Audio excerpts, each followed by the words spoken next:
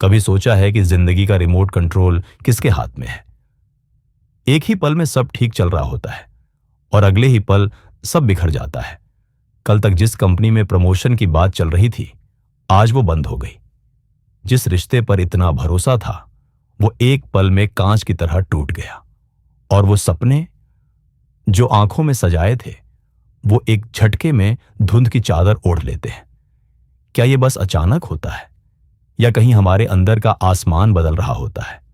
वो आसमान जहां गृहबंद कमरों में हमारी अनकही कहानियां लिखते हैं और हमें पता भी नहीं चलता। हमारे पुरखों ने इस खेल को सबसे पहले समझा। उन्होंने आसमान में 7 सिपाही देखे, सूर्य, चंद्र, बुध, शुक्र, मंगल, गुरु और शनि। उन्हें लाइट्स या क्लासिकल प्लैनेट्स कहा गया।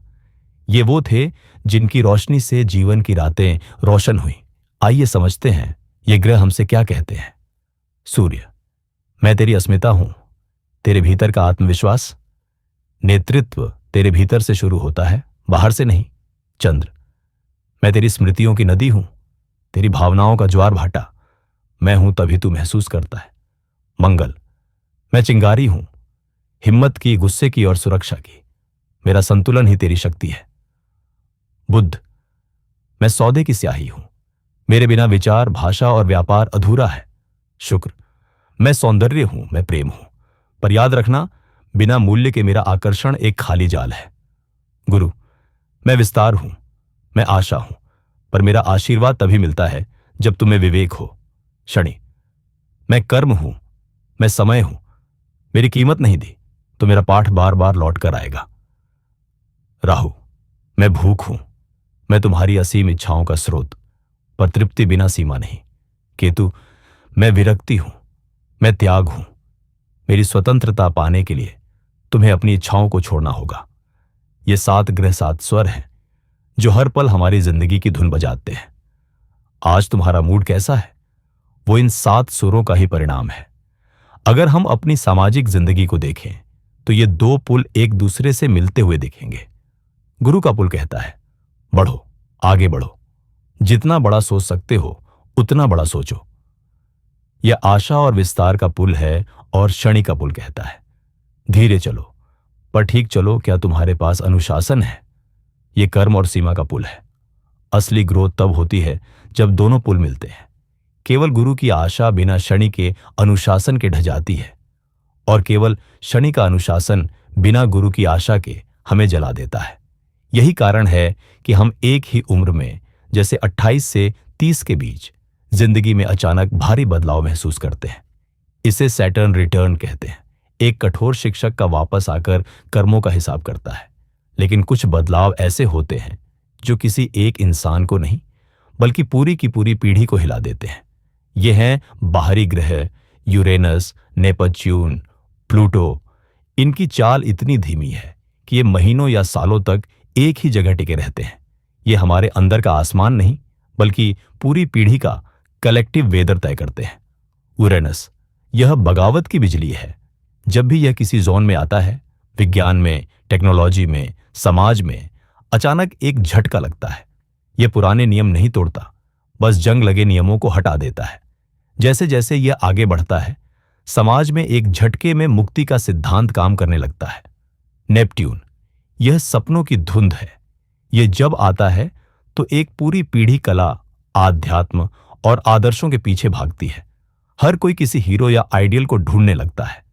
लेकिन सावधान, नेपट्यून झूठ नहीं बोलता, बस एक धुंध पैदा कर देता है। सच को खुद खोजना पड़ता है। प्लूटो, यह अंडरवर्ल्ड का राजा है। यह शक्ति, सत्ता और छिपे हुए सच को उजागर करता है। जब यह आता है तो जो कुछ भी सड़ रहा होता है उसे पूरी तरह से जला देता है। यह पुनर्जन्म का ग्रह है, राख से वापसी का मंत्र। यूरेनस को उदाहरण से समझते हैं। आरव की जिंदगी में सब कुछ स्थिर था, एक अच्छी नौकरी, एक सुरक्षित भविष्य। फिर अचानक एक झटके में सब खत्म। यूरेनस का कॉल था। आरव ने अपनी पुरानी पहचान छोड़ी, फ्रीलांस प्रोजेक्ट उठाए और देखते ही देखते अपना स्टार्टअप खड़ा कर लिया। जिस अराजकता ने उसे डराया था, उसी ने उसे आजादी दी। क्योंकि यूरेनस नियम नहीं तोड़ता, बस जंग लगे नियम हटाता है। प्लूटो का उदाहरण। करण की जिंदगी में प्लूटो का आगमन हुआ। वह सब कुछ खो चुका था, लेकिन जिस खालीपन ने उसे डराया, उसने उसे सिखाया कि जो सड़ गया है उसे जला दो। उसने उसी गोदाम के कचरे को बेचकर एक नया सप्लाई चेन बिजनेस शुरू किया। करण ने सीखा कि नुकसान का मतलब अंत नहीं, बल्कि एक नए अध्याय की शुरुआत है। वह राख से उठा हुआ फिनिक्स था। अब यह पूरा खेल एक 3 लेयर मॉडल में समझो। अंदर की लेयर पर्सनल प्लैनेट्स, सून, मून्स, मर्करी, वेनस, मर्स, ये रोज के मूड और छोटे मोटे चुनाव हैं। बीच की layer social planets, Jupiter, Saturn, ये जिंदगी के बड़े अवसर और अनुशासन का ढांचा है। सबसे बाहर की layer generational planets, Uranus, Neptune, Pluto, ये दशकों की हवा, एक पीढ़ी का सामूहिक मानस है। अगर राशि एक हेडलाइन है तो उसकी डिग्री उस कहानी की बॉडी कॉपी है। 0 डिग्री पर चीजें कच्ची और नई होती हैं, वहां एक शुरुआती ऊर्जा होती है। और 29 डिग्री पर एक अजीब सा दबाव और बेचैनी होती है, जैसे परीक्षा का आखिरी घंटा चल रहा हो। कुछ लोग 15 डिग्री को भी महत्वपूर्ण मानते हैं। सवाल यह नहीं है कि ये ग्रह क्या कर रहे हैं, सवाल यह है कि क्या तुम इन्हें देख पाओगे, अपनी कहानी को समझ पाओगे। कमेंट में अपनी सबसे बड़ी लाइफ टर्निंग स्टोरी लिखो।